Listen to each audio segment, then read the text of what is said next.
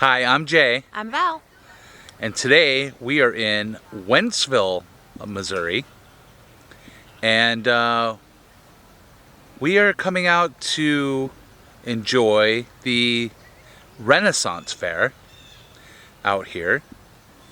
Over the last several weekends, they've had all kinds of different theming, from Pets and Pints to regular Renaissance to Oktoberfest. Today we're going to enjoy the theme. I guess the theming here is Vikings. Yep. So, but they'll still have all the other things that the Renaissance Fair has to offer. So, what are you looking forward to, Val? Well, just the costumes as we're getting out of the car of people walking by us. So I can't wait to see all the costumes. Okay, so you're looking forward to the cosplay? The cosplay. All right. I guess I'm looking forward to the shows. They've got a lot of entertainment today. There's some music and Jousting. yes, there's going to be live jousting, which is going to be fun. So come along with us as we Jay and Val around the Renaissance Fair 2022. It's still Halloween time here, so check out some of these animatronics.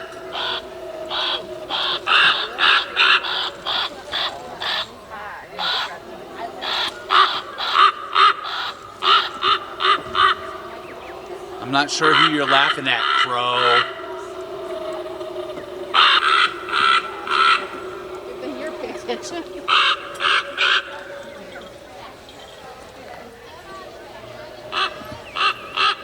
That's what the crow looks like after he laughs at you for too long.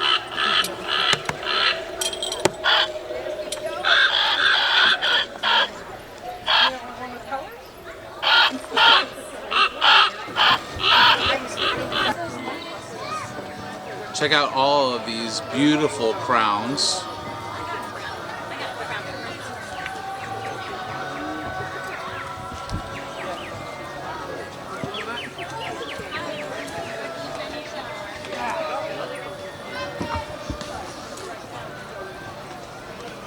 These tiaras or necklaces? Big crowns. And they come fit here.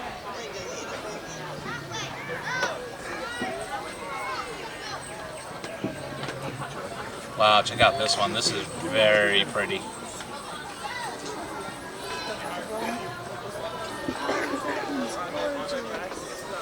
It doesn't go.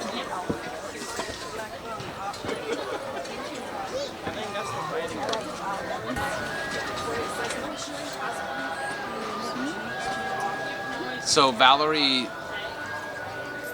what are you looking at right there? Really pretty necklaces.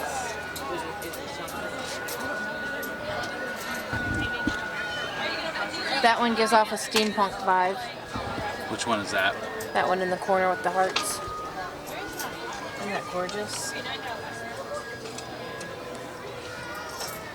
And then you have these Halloweenish ones with the skulls. This one really stands out to me. And you can find all of the crowns and the necklaces at Candy's Creations. And here's all the info. Break up, break up, break up, break up.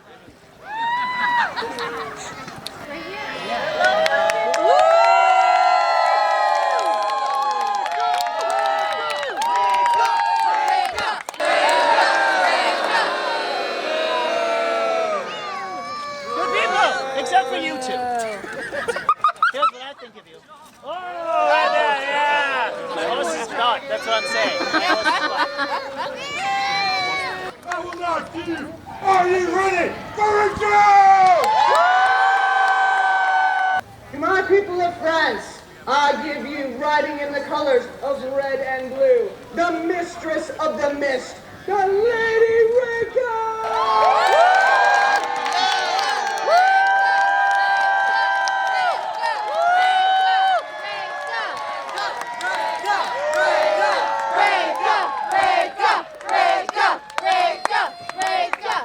My good people!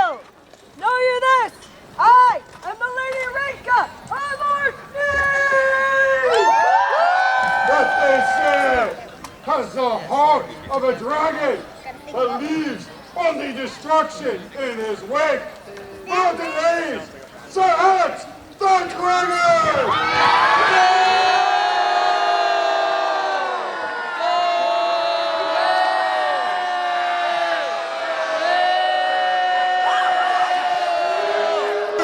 I am Sir Alexander the Dragon!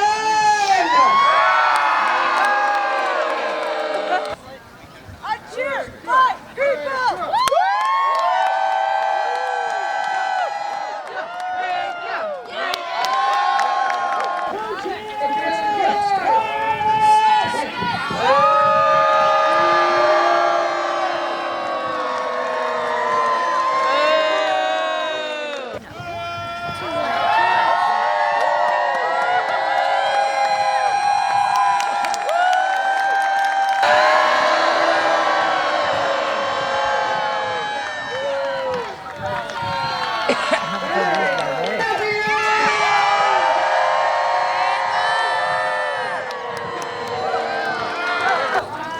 Let's just get on with this! My people they're lost, they're confused. I'll show Sir Alexander how it's done. They will understand.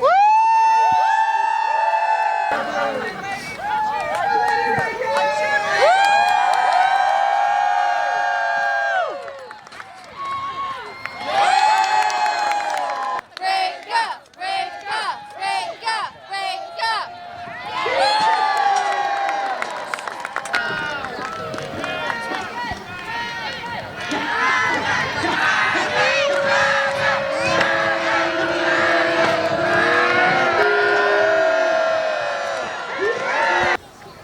I think these good people get wish to see a down! You will make passes at one another with lance until such time as you are disarmed of your shield, knocked from your mount, or otherwise unfit to continue. Erica, you understand these rules.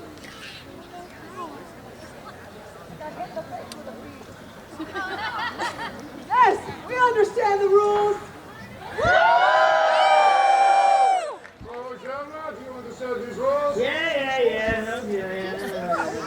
I understand the rules. To you, my people of France, I give you the shield of the Lady Rika! This stands by the goddess Freya for her Valkyrie! Break up, break up, break up, break up, break up. And to you, my people of England, I give you the shield of the dragon, Sir Alex!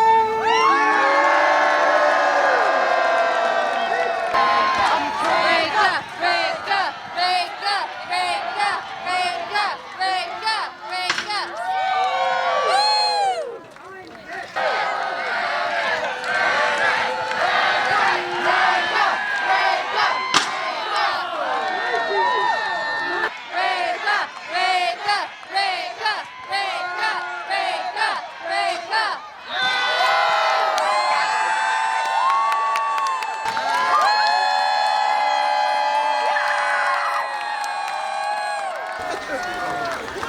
Don't worry.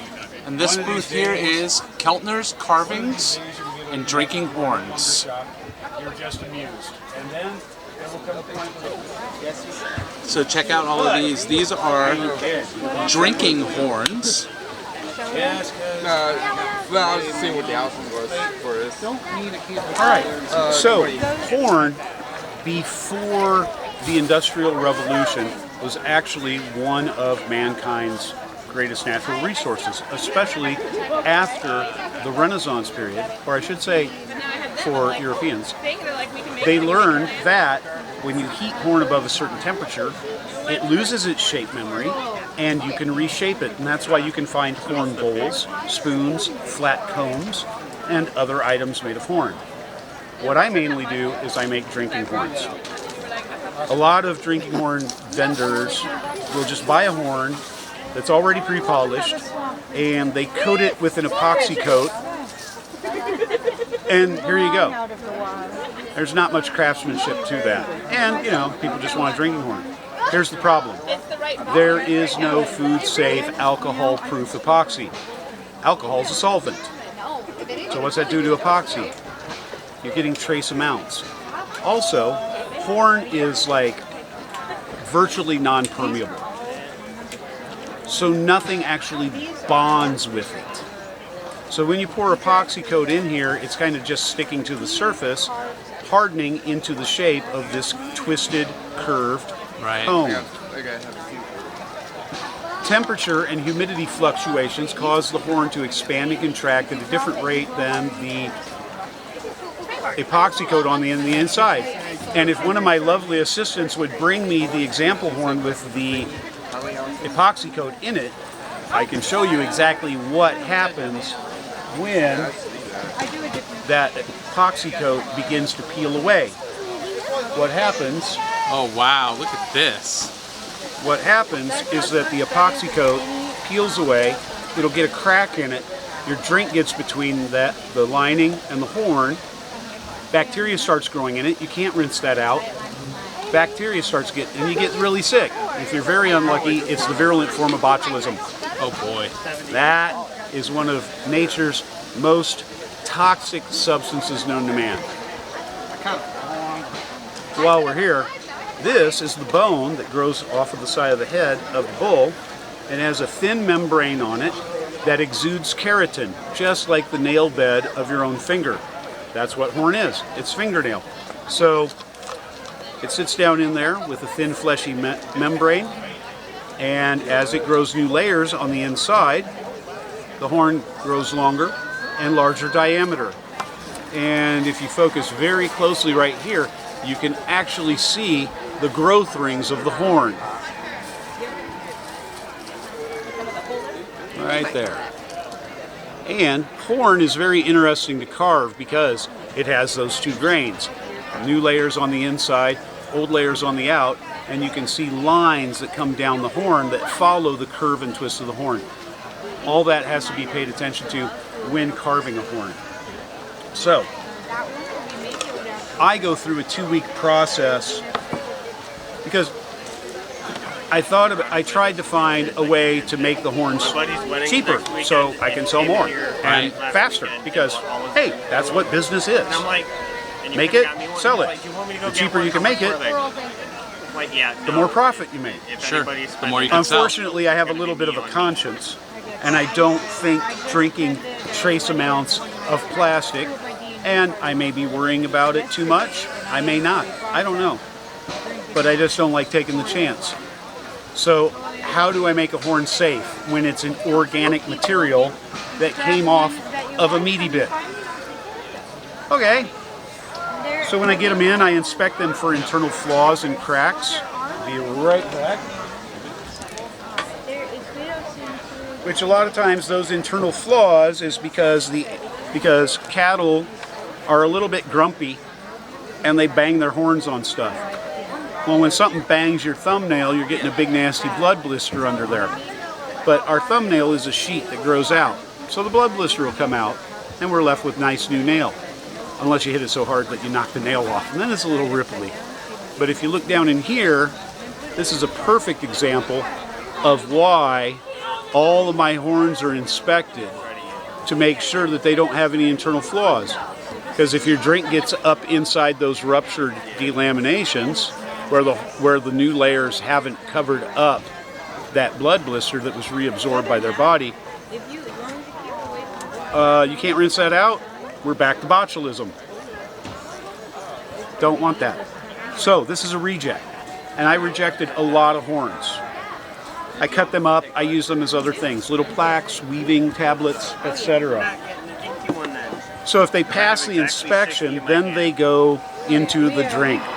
And the drink is brand new 32-gallon garbage cans that I bought to pour 8 gallons of bleach, 12 gallons of water. So I have a 40% bleach solution. Because if anything can survive that after a week, you can't kill it. 10% is good enough to kill anything. 40% is if there's some kind of meaty membrane that's dried out on the inside of there. When I take them out after a week, that comes out with Blue Dawn dish soap and a bottle brush. And it scrubs right out nice and clean. Once they're scrubbed with the blue dish soap on the inside and a green pad on the outside, then they're scrubbed again with clean water. All the old dead bleach water is emptied out. The cans are washed out, filled with super hot water, but not boiling because I don't want to cook the horn. It's organic. And then all the horns are plunged into that because any trace amounts of bleach that are left in the microscopic surface fibers of the horn on the inside and out, that hot water breaks it down. And they're in there for another week. Then they come out, they get the dish soap and the clean water. They get the dish soap scrub, the clean water scrub. Then they're allowed to drain, drip, dry. Because if they drain and dry this way, all that moisture goes down into here and it mildews. Sure. Nobody wants to drink that. So they're all allowed to dry this way. And what happens with the bleach water soak is that this was a polished horn when I got it. This was polished. But you can see that the bleach got into some areas where it was delaminated that they hadn't got out with sanding, and it kind of peels it up and makes it all flaky and nasty. Well, I sand all that off with a pneumatic drum sander, and then it goes to a flap sander because, as I said before, the grain follows the curve. Oops. That's all right. The grain follows the curve of the horn. And if it's twisted, it goes with the twist. So, the pneumatic drum sands across and takes the main heavy roughness off. Then the flap sander goes with the grain. And then they're hand finished through 2, sometimes 3 more grits. And then they go to the buffing wheel that has a special compound that will not stain the horn, as most buffing compounds will. That took a while to find. I bet. Then they're polished. And then how I price a horn is based on pretty much 4 things. 1, first and foremost, the volume of a horn. How much does it hold? Because that also determines the size of the horn and how much sanding is done. The second thing that determines it is the shape of the horn. How curved and twisted is it? Because the more unique the shape, the rarer it is. Oh yeah, for sure. Then the third thing is the coloration. Is it just a kind of standard blackish horn? Is it kind of one of the more standard yellows? Does it have a lot of reds in it? Or reddish brown? And finally, is it blue grays that are in there? Because those are very rare. The rarest of all is actually green. I have 2. In 10 years of doing drinking horns. Wow. Only 2 green horns, and they're still both sitting in my shop. That's really neat. Oh yeah, I mean, I worry about losing them, so I don't bring them to fair. For sure. So, we've got volume, we've got shape, we've got coloration, and the third is carvability. Now, carvability is how thick is that horn, because if it's carvable,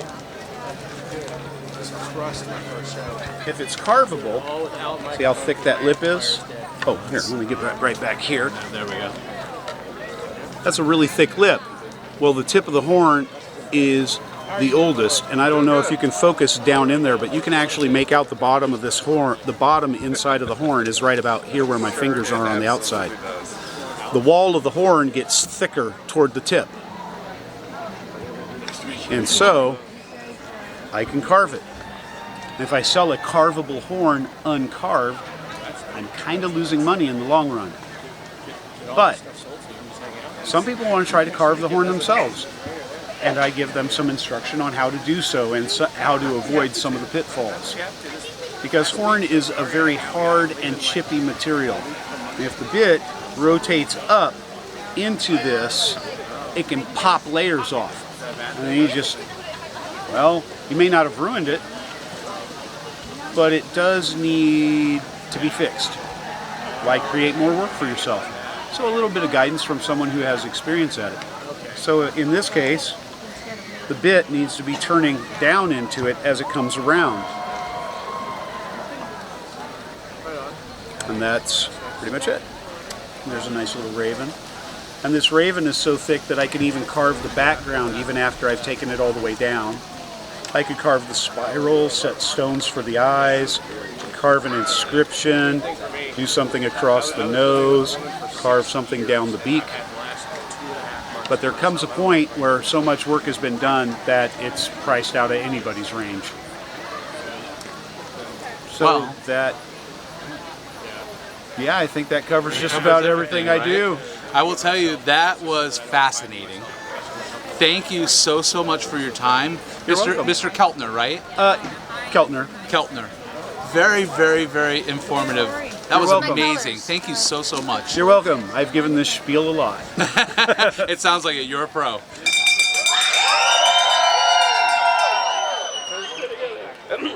Come watch a 38-year-old college dropout do stupid things for your amusement. First off, my name is Koi, like the fish, only spelled differently, C-O-Y. Everybody say hi, Koi.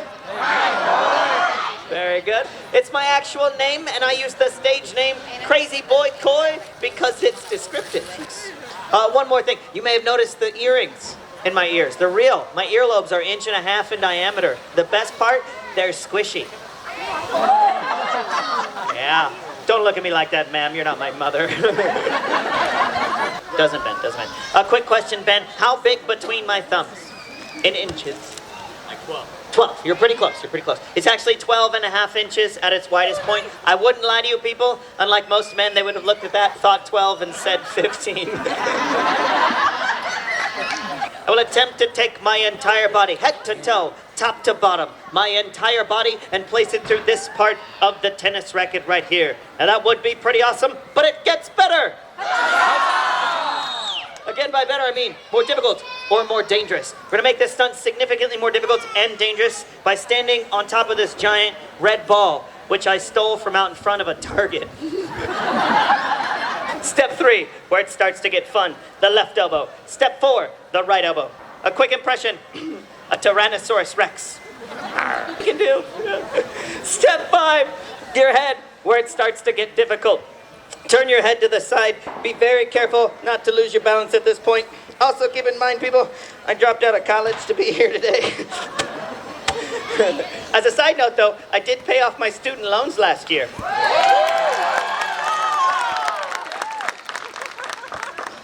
Step 6, the shoulders. One shoulder at a time, starting with the left shoulder. My left, not yours. That's this one over here. The left shoulder slides up and through the 12.5-inch tennis racket.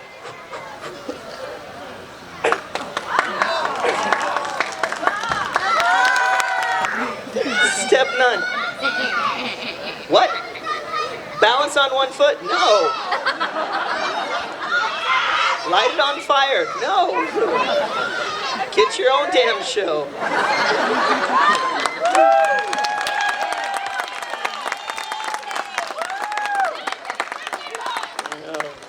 Step 9 was the belly, by the way. The belly. Step 10, the hips. I got to this point one time. A little girl yelled out, "This should be the easy part." Mean little girl. Step 10, relatively easy. Just have to get the tennis racket down without pulling down the tights. Steps 11 and 12, the feet.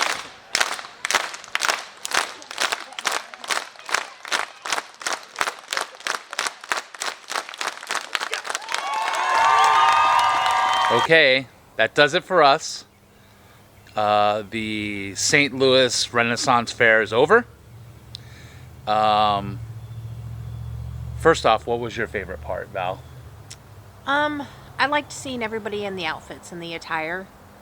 I thought that was really cool. All the cosplay dress up. Okay. For me, it was the jousting. It was really cool. Rooting for Lady Renka. Not so cool was her nemesis, Alex the Dragon. As he came around, conveniently, his horse kicked a whole bunch of dirt all over us, which I thought was interesting. But one thing though, we only got to see a couple of shows because we kind of had to cut this early. We were having troubles with bees, and I'm allergic to bees, so we didn't want to take any chances. yes, so the more problems we had with bees, the more I got nervous and we had to go home. So there's much more, many more shows, many more things to see, and we will definitely Go back year. Next year and do it all over again. But if you like this video, click the like button. That's the thumbs up button. If you're new, please subscribe. Both of those help our channel. Oh yeah. And we want to thank you for watching. And we want to thank you for Jay and Valing around with us. So this booth here is the Gypsy Sisters. Check out all of these beautiful masks. That one's my favorite. What's your favorite, Val? This blue one right here? Yep. And that's actually a Libra.